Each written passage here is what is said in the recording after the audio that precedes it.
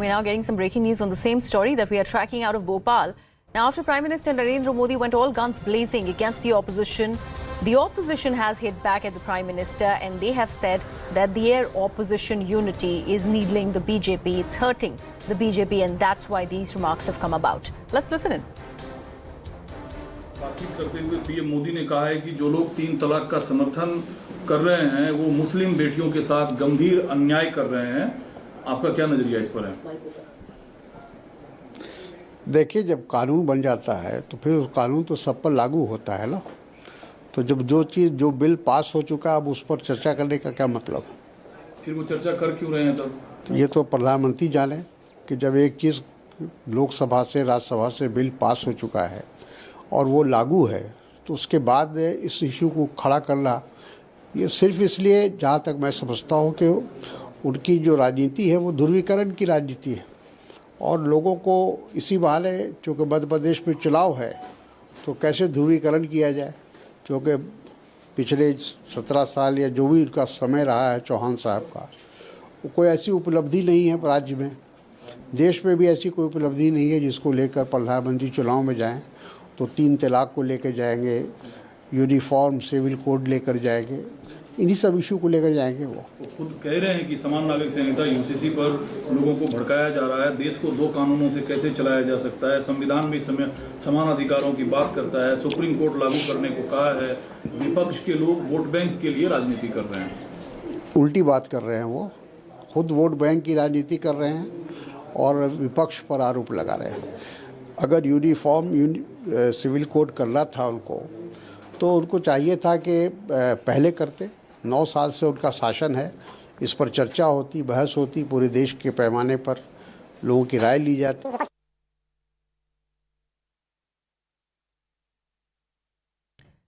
Let me take this across to my colleagues Pallavi Ghosh and Arun Dhanta, who's joining us live on the broadcast. Pallavi, I'll come to you first. Of course, it was a scathing attack at the opposition unity that the Prime Minister ended up targeting the opposition with while he was in Madhya Pradesh. This was pretty much in the offing, and this was much expected after there are already chinks in the opposition's armor with the infighting that is, coming to fore every now and then. Absolutely, and this was an expected attack, and it's, I think, one of the most fiercest attacks really coming in from the government and from the BJP, with the Prime Minister leading it. Well, the pictures which are played out is of the entire opposition parties, for example, in Patna having that summit, and they're trying to come out with some semblance of an opposition unity to take on the BJP in 2024. But we already saw that within 24 hours there was a difference of opinion even within the opposition parties, between the AAP and the Congress for that matter, between the Trinamool Congress as well as the Congress party for that matter, and this is something which the BJP will always take advantage of. They're always going to make this point and question them to the voters. Would you really want to vote for such a front where they seem to be fighting with each other?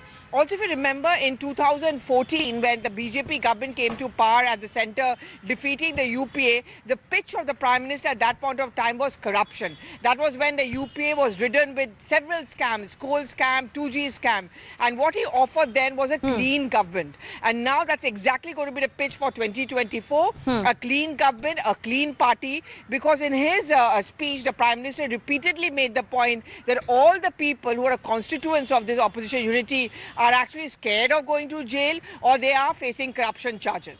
Right. Arun, let me bring you in here. The fact that we just played out Tariq Anwar's bite, now he is attacking the Prime Minister back over this entire ploy of UCC, the Uniform Civil Code. The Congress is of the opinion that the BJP government has been in power for the last 9 years. Why not talk about the implementation from the very onset so that it could have been a reality in gradual progression now? Do you think there is going to be a response from the BJP, considering this debate is only heating up at the moment?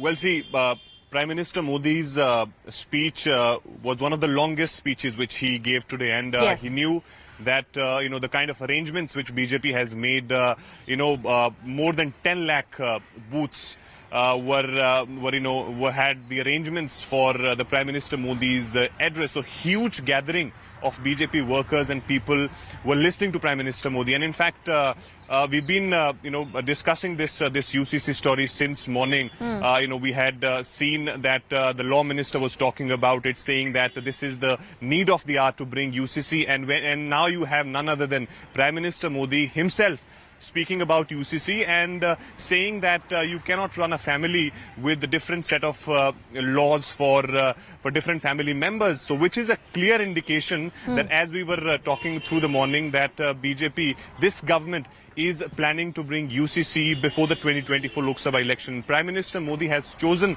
this platform when he knows that everybody is listening to him, that UCC is going to be the agenda of BJP in coming few months. Remember, UCC is one of the top three agendas of BJP. If we talk about the other two, of course, the Ram Mandir and the abrogation of Article 370, and also we had seen the triple talaq, which has gone now. So UCC is something which has been on the BJP and RSS agenda for the very long time. And in fact, since 2014, we had seen it has been part of their manifesto, even in the past as well. But when Prime Minister Modi speaks, it shows that on which direction this government is moving. And in fact, the BJP leaders whom we were speaking to, they were saying that, in fact, when you have the Article 44 of the Indian Constitution, that also talks about the responsibility of states to give equal rights to all the citizens.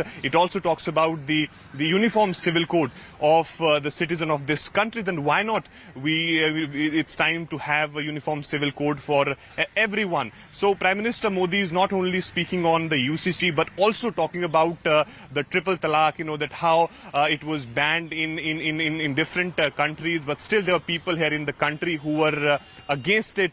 And you see today, after the ban of triple talaq, people from Muslim community, women, are very happy with this. And in fact, Prime Minister Modi, talking about not only the opposition unity, in fact, he pinpointed the political parties who are part of this opposition. He talked about the NCP's corruption. He talked about the DMK's corruption. He talked about the RJD's corruption. So, Prime Minister Modi giving a clear indication to all its workers that this is the time then that we have to show the people of this country the real face of the opposition. And Prime Minister Modi, this was the first, address of Prime Minister Modi after his return from United States. And in fact, we can say that he sounded the poll bugle for the semi-final before the 2024 Lok Sabha elections, because these 5 state elections are going to be very, very crucial. So therefore, Prime Minister Modi sounding poll bugle from Bhopal for all poll-bound states which will go to polls in the end of this year. All right. Arun, he also called this entire show of unity by the opposition as a mere photo op. And that's how he tried to denounce the meeting that took place in Patna, and something also is going to happen in Himachal Pradesh in the future, the second leg of that opposition unity. Is there a response expected by the Congress party, considering this was a very pointed attack that the Prime Minister has made at opposition and also the Congress? Is there going to be a counter that would come in possibly in the name of what is happening in Manipur? The situation demands some sort of an intervention by the Prime Minister. He has in fact chaired a meeting with Amit Shah. However, he's not publicly said anything about Manipur. Well, that's right, and this is the criticism which Prime Minister Modi and his government has been facing. In fact, when he started his United States visit, we saw reaction coming from the Congress party's side that Prime Minister is going on a state dinner. He will be having a state dinner there while Manipur is burning here, and therefore we had seen Home Minister Amit Shah coming forward and calling that all-party meeting where the suggestions and the viewpoints of all the other parties were taken. And in fact, the government also briefed them about the decision and the actions and the situation on the ground in Manipur. And therefore, in fact, Prime Minister Modi, when he reached Delhi, within few hours of his arrival in Delhi, he in fact called Union Home Minister Amit Shah, Union Minister Hardeep Puri, Nirmala Sitharaman, along with the other officials of the ministry to take stock of the situation and what could be done to actually, rehabilitate people there, and to also keep a check on the supply supplies, be it is petroleum, electricity or other thing which is needed for those people who are displaced. So in fact opposition parties are in fact not really buying all these things, but that is of course the role of the opposition parties, and the government has been maintaining that in last couple of days the situation has come under control in Manipur and they are closely monitoring the situation. In fact, Prime Minister Modi is keeping a very, very close watch on Manipur situation. As far as this address of Prime Minister Modi is concerned, of course, especially after the Karnataka loss, there was some sort of laziness in the workers of BJP, some sort of damage which they felt. But Prime Minister Modi's such address will really enthusiast the workers of Bharatiya Janata Party, and that has been in fact the work of the top leadership of Bharatiya Janata Party as they've been doing. We have seen even in the past that whenever Prime Minister Modi speaks to the larger audience of BJP Karyakartas, we have seen the impact of it on the ground. So now they know that all eyes are going to be on these assembly elections, and these assembly elections are going to be very, very crucial. And on the other hand, of course, we know how opposition parties are coming together, realizing that they've got these assembly elections around the corner, and somehow BJP has Arun, I request you to stay on with us. In fact, Fakhrul Hasan is also responded to this entire tirade that the Prime Minister has launched at the opposition. Let's first take a look at Samajwadi Party's reaction on the same.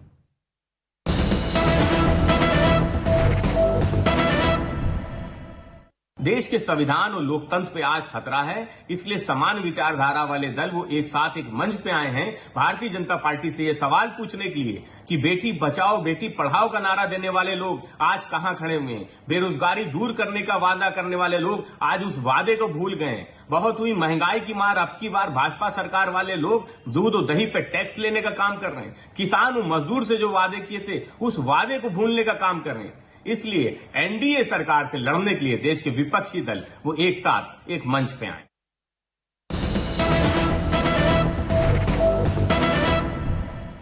In fact, we are getting more reactions as far as this big story that we are tracking is concerned. Now, opposition is continuing to hit back at Prime Minister Modi's jibe. Now, Kerala left leader M.A. Baby has said that Prime Minister Modi is thinking that he will come back in 2024 elections. What happened in Karnataka and Himachal Pradesh and also in Delhi should be the big question that the BJP needs to ask itself. This is what is coming in from Kerala, and they also go on to say that whenever possible, people are defeating Bharatiya Janata Party, and we are sure that people can defeat the RSS and the BJP combined. On opposition unity, the Prime Minister has said that political parties who were earlier attacking each other are now touching each other's feet, and this fear shows that the people have decided to bring back BJP in 2022. Mr. Narendra Modi thinking like he's going to come back in 2024 elections also is building castles in the air. Nothing more than that. What has happened to his government in Karnataka? In Himachal Pradesh, what has happened? So, in Delhi municipal corporation elections, so wherever possible, people are coming together and defeating BJP, and people can bring in miraculous electoral results. And we are sure if people come together, transcending political parties and political differences, people can defeat RSS-led BJP. This is what we hope.